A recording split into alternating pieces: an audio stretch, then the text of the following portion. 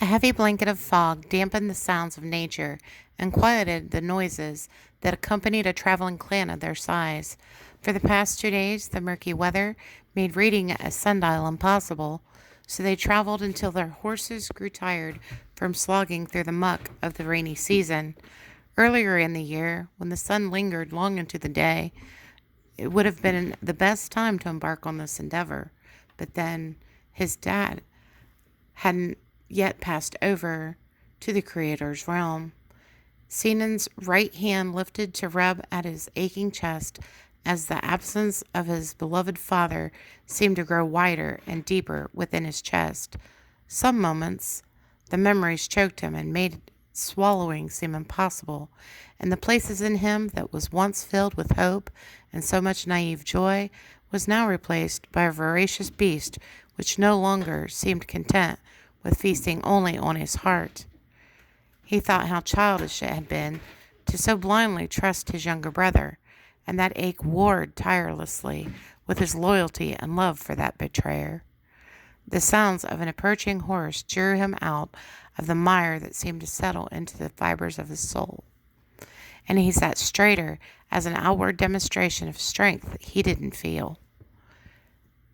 "We've drawn to a halt, Tierna." His lead man explained that the front of the clan had come to a thick forest, and they were waiting for his riders to return with news of a safer route around. Some of the older men in the clan had been this far south with his uncle's army warring with distant clans. It was upon a horse that his father turned too late to see his elder brother pummeled by leather and steel, and in turn felt the brutal weight of leadership handed down under the bloody hand that dealt such power. Brothers were meant to battle side by side while they faced their common foe. A house was never built to be divided by selfishness and greed, to lay ruin to brotherly bonds and oaths whispered in candlelight. If brothers were to be on a battlefield, it should be back to back, defending the other, not face to face, hungry to spill blood from a slit throat. Perhaps the growing ache in Sinan's bones was planted by the murderous act that had stolen his father's life, but the black weight that blossomed was from the traitorous and unfeeling turn of the blade from his brother's sword. No, houses weren't built to shelter both friend and foe, bondsman and murderer. Every stone of Tir-na-nan screamed against the sin of his son, suckled and bathed on love. It was a palpable anger Sinan felt the moment he'd walked into his father's hall. The room seemed darker. The atmosphere had changed to bitter resentment and churlish chaos. It was as if Tir-na-nan waged its own war against the blatant disruption of home and hearth. Lord, Ian lowered his head to show reverence, but spoke with the blunt honesty Sinan had grown to respect over the past month. "We cannot stop." He understood power could not be put on like fine armor over wool under padding. It was gifted and granted to him from each person that had locked their trust, that he was capable and honorable enough to secure their safety. Power could not be wielded by the threat of leather and steel. It was not the act of becoming plump at the cost of their calloused, bleeding hands. He prayed that God read the love for his people forged into his heart by serving with them. He prayed God's mercy open a path for their safety. Most of all, he prayed that none who had gifted their loyalty to him when his brother made them choose between slavery to him or death would die out here, while nature was a taloned beast with thorny scales and cold breath. He felt warmth on his face, almost as if somebody nearby had conjured a bonfire from the muddy reeds. For a moment he studied a shadow darken as more light pierced the gray gloom with beams of bright yellow sunshine. His face changed from a scowl to a smile, and it felt truly as if God himself was shining his grace onto him. bright yellow beams cast angled shafts from a low sun in the sky. He turned to shout the joy of it to Ian, but caught a glimpse of a white shimmer. He turned his horse from the light, hoping the sudden rays had caused the white ghosts that appear with a closed eye. He heard the squeak of a horse's tackle from the same movement of Ian's mount and slowly lifted a hand warning the other man to stay quiet. Scanning from left to right, he saw flash after flash in a long, straight line, and then watched as dark, shadowy forms move closer. He heard screams behind him and to his right, and then loud wails of cattle. They have nowhere to go. Ian skillfully maneuvered his horse to hastily move backwards several steps, and then he gestured to their left. We've been traveling the sea road to seek alliance with our brothers here in the south. They have nowhere to go but to their deaths. Sinan turned to the right, and sounds of metal clashing against metal rang above men's shouts and grunts, while sheep bleated and hooves beat a drum against the ground. Wails from women and children began rising into the sounds of battle. He couldn't quite see if they were reacting to the chaos going on suddenly around them, or if they were under attack. A steer ran past, horns red with blood from barreling through anything that had stood in its quest for safety. It didn't slow, but ran full speed from the cliff. His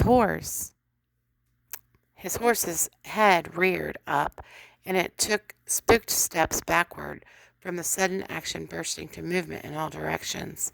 Shouts of victory bellowed out their family name, but when brother fought against brother, whose victory could be proclaimed? He looked out into the encroaching army and knew his brother would lead, center and out front, just ahead of the clan. He sank fists into the white mane of his beloved war horse, knowing the movement would command a charge. His brother veered to the right, and Sinan followed to the left. When they were close enough to be heard over the clash and chaos, Sinan shouted to the younger of the house of Tiranon, "Brother, cease this insanity and repent while God gives you his ear." Frasine sneered and then laughed at Sinan's faithful innocence. He slowed and with a practiced grace jumped to stand on the grass next to glistening black steed.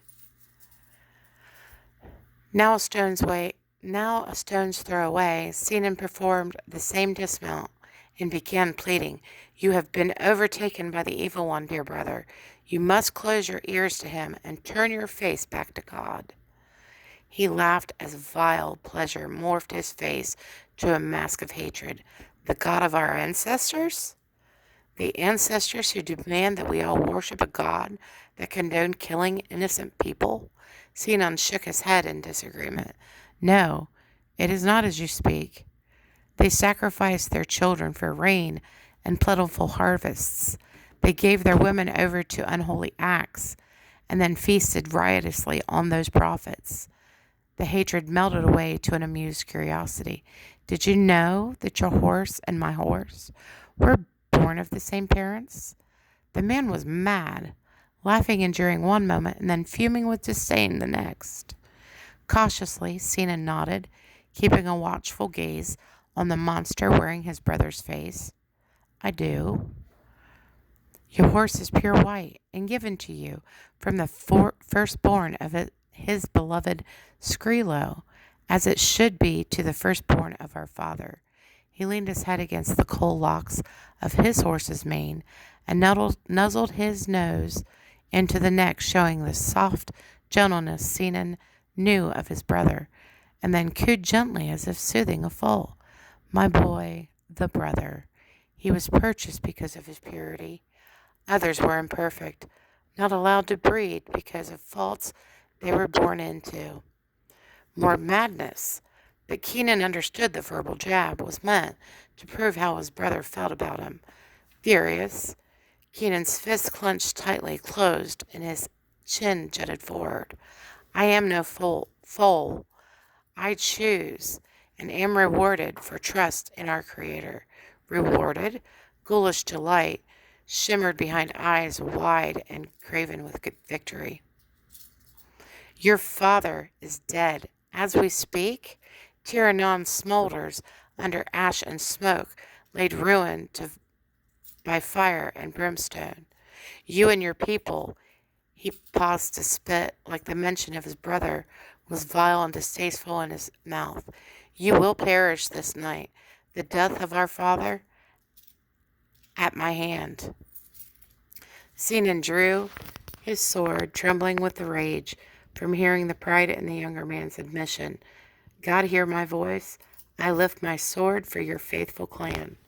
Metal keened as a matching sword was drawn from the brother's sheath, and as he lifted it to strike down his brother, a thunderous clap cracked from low beneath their feet. The earth began to tremble, and water oozed out from the dirt. Male screams from all around mixed with sounds of lapping water, and voices gurgled as if people were being swallowed by a sudden flood. A rumble sounded that he felt in his lower limbs, and as his brother began sinking, years of love and the overwhelming desire to protect pushed him forward to wrap strong arms around his waist. He fought to help him, first grabbing one leg, and when he pulled it free, he began working to free the one drawn down almost entirely. My brother, I have you. Grab onto me for a scene. Strong hands wrapped over the tops of his shoulders, but instead of pushing down, Francine fiercely shoved him back. He stumbled over the ground that moved as if a million ants swarmed around them, and he fell backwards from the cliff. He screamed for his brother's forgiveness, screamed from a heart broken and shredded from betrayal, and then screamed for the sake of falling. When his voice grew weak and his panic subsided, he began to wonder if he was even still alive.